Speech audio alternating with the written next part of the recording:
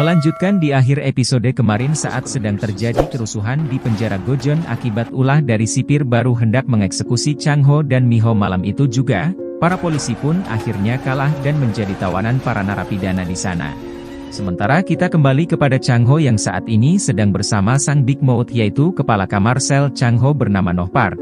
Namun Chang Ho saat itu masih meragukan kalau Noh Park adalah sang Big Mouth yang asli. Tapi ternyata keraguan Chang Ho dan juga kita yang menonton dipatahkan langsung oleh Noh Park.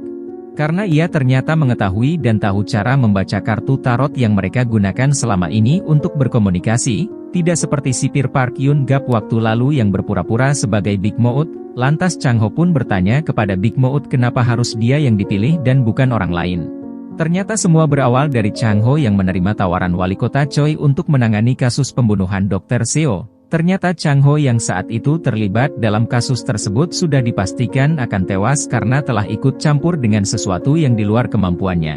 Namun sang Big Mouth mengatakan bahwa ada seseorang yang mengatakan kepadanya untuk menyelamatkan Chang Ho. Entah siapa orang tersebut, yang jelas cara Big Mouth menyelamatkan nyawa Chang Ho adalah dengan mengubahnya menjadi sang Big Mouth itu sendiri. Ternyata selama ini Big Mouth mencari makalah Dr. Seo karena ingin mengetahui siapakah yang telah membunuh putri sematawayangnya. Maka dari itu Big Mouth pun menggunakan Chang Ho sebagai bayangannya untuk mengungkap kebenaran dari makalah Dr. Seo tersebut.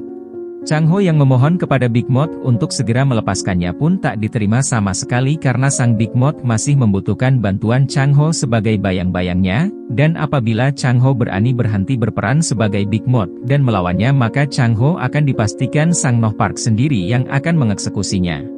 Sementara di tempat lain ternyata Gan Soo Chol masih mencari keberadaan Chang Ho yang saat ini tidak terlihat di barisan para narapidana, karena mereka tidak menemukan Chang Ho di mana-mana. Lantas Soo Chol pun memerintahkan anak buahnya untuk mengeksekusi Miho terlebih dahulu yang sedang berada di ruang medis.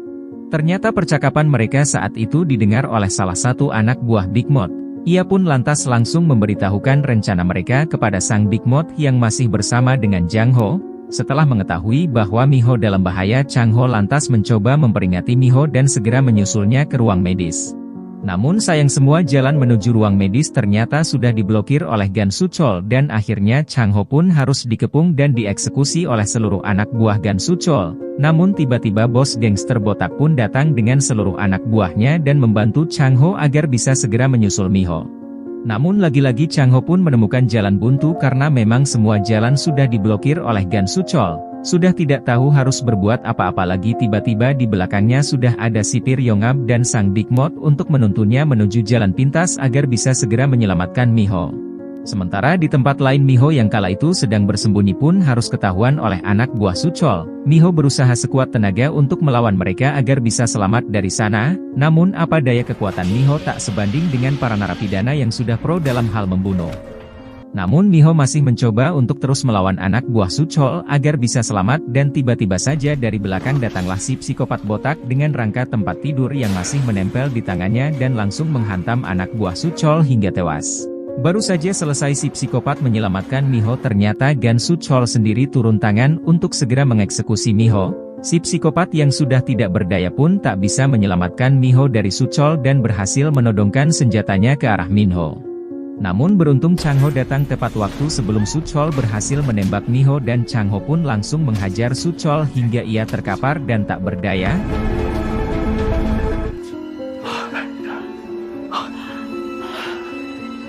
Lantas setelah Soo Chol terkapar dan tak berdaya, mantan ketua sipir yang sudah sangat mangkel dengan Gan Soo Chol langsung mengeksekusi Soo Chol saat itu juga.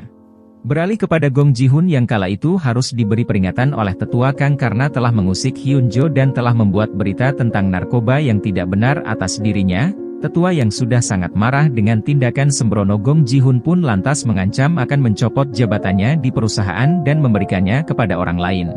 Dan saat itu juga Hyun Jo pun memutuskan untuk menerima tawaran tetua waktu lalu untuk menjadi penerus perusahaannya untuk bisa menghentikan semua tindak kejahatan Gong Ji-hun selama ini. Gong Ji-hun yang tidak terima dengan penghinaan yang dilakukan oleh Hyun Jo kepadanya di depan tetua lantas mencoba mendiskriminasi Hyun Jo saat itu.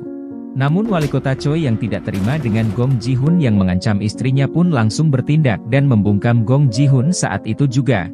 그만해 자기야. Kembali di dalam penjara di mana saat itu Chang Ho dan yang lainnya ternyata sudah terkepung oleh seluruh pihak kepolisian dengan senjata laras panjang lengkap dan membuat mereka tidak bisa berbuat apa-apa lagi. Namun tiba-tiba sang Big Mouth kita mengatakan dia akan menerima tawaran Chang Hong waktu lalu, entah apa tawaran yang dimaksud. Yang jelas setelah sang Big Mouth menerima tawaran tersebut, Chang Ho langsung menghubungi Gong Ji-hun dan membuat rencana agar mereka semua bisa selamat dari sana. Setelah dihubungi oleh Chang Ho, Gong Ji-hun, Jaksa Choi dan seluruh anak buahnya pun datang ke penjara. Ternyata di sana sudah ada wali kota Choi yang ikut nimbrung di penjara. Ternyata Chang Ho menghubungi Gong Ji-hun untuk menyerahkan Big Mouth kepadanya. Dan rupa-rupanya tawaran Chang Ho waktu lalu kepada Big Mouth adalah ia harus mau mengikuti semua rencana Chang Ho walaupun itu akan merugikannya bahkan bisa benar-benar menjebloskannya ke dalam penjara.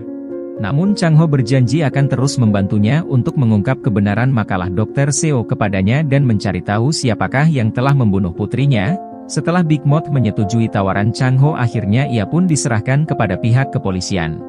Bahkan sampel darah yang selama ini diteliti oleh Miho juga diberikan kepada Gong Ji-hun. Chang Ho yang sudah mengetahui kebusukan wali kota Choi lantas mengatakan secara langsung di depan wali kota Choi bahwa dia kini sudah tidak bisa menipunya lagi.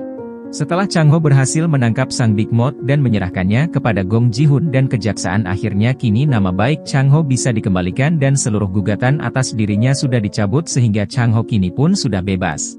Setelah bebas, Chang Ho akhirnya menjadi pengacara yang sangat sukses dan terkenal berkat usahanya berhasil memburu sang Big Mouth. Dan ternyata sampel darah yang waktu lalu mereka berikan kepada Gong Ji-hoon adalah sampel darah palsu alias sudah ditukar dengan darah mereka sendiri sebelum Chang Ho menyerahkan Big Mouth kepada Gong Ji-hun waktu lalu. Yang artinya Chang Ho masih memiliki rencana lain dengan menyerahkan Big Mouth kepada Gong Ji-hun dan kejaksaan, namun di saat itu mereka baru menyadari bahwa Hyo Jin sudah beberapa hari menghilang dan tidak ada kabar sama sekali. Mereka pun kebingungan dengan hilangnya Hyo Jin secara tiba-tiba yang padahal tanpa mereka sadari bahwa Hyo Jin sebenarnya sudah tewas dan sudah dikremasi oleh wali kota Choi. Keesokan harinya Chang Ho mendatangi kantor kejaksaan yang ternyata Chang Ho sendiri memutuskan untuk menjadi pengacara sang Big Mouth.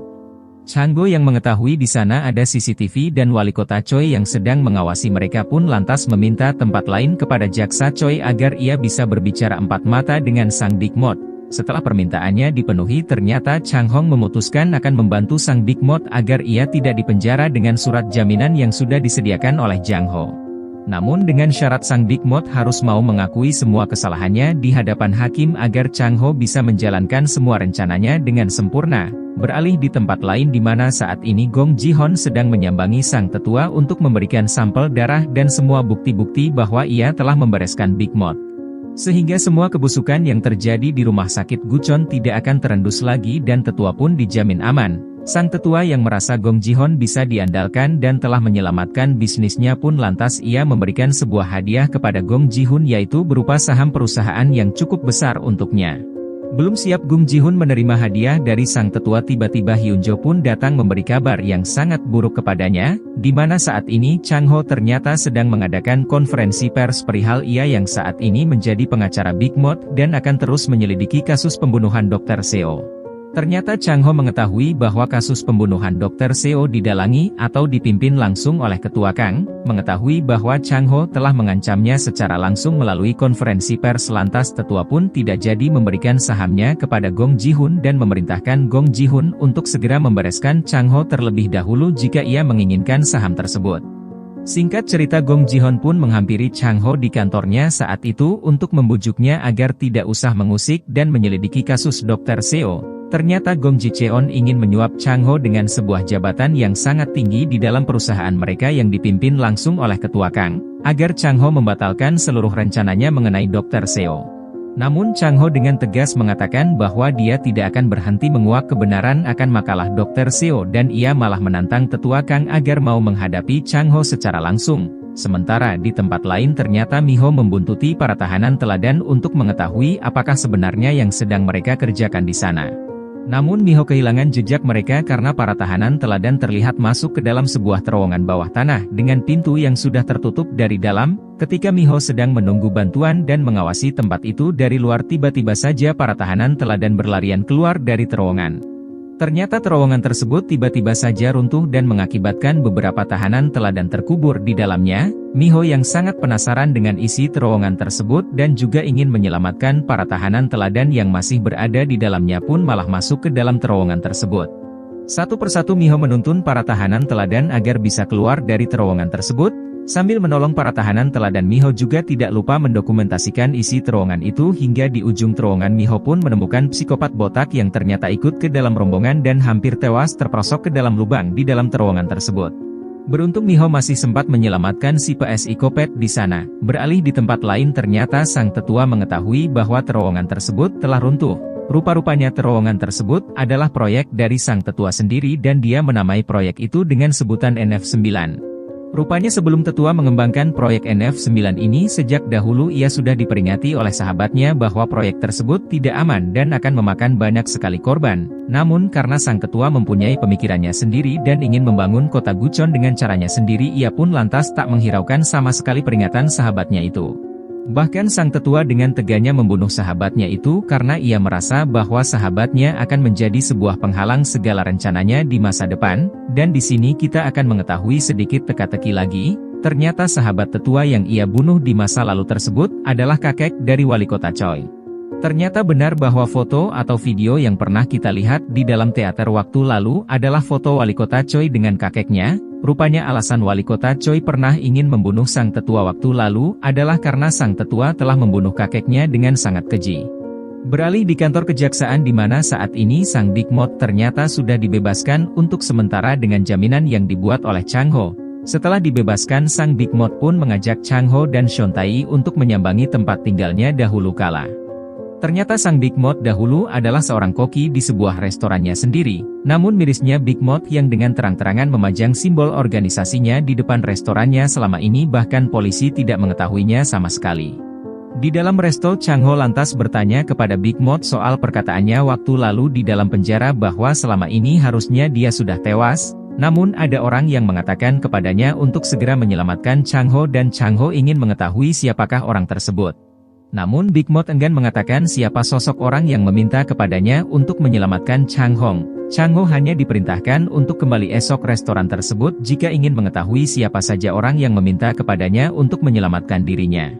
Namun setelah Chang Ho keluar dari restoran tersebut tidak lama kemudian tiba-tiba restoran itu pun meledak dan mengakibatkan tewasnya sang Big Mouth. Apakah ledakan tersebut disebabkan dan didalangi oleh kelompok tetua yang terancam dengan Big Mouth dan ingin menyingkirkannya? Ataukah ledakan tersebut didalangi oleh kelompok Big Mouth yang lain karena sang Big Mouth Noh Park menolak ingin mengungkapkan semua petinggi-petinggi Big Mouth kepada Chang Ho? Mari kita cari tahu di episode selanjutnya minggu depan.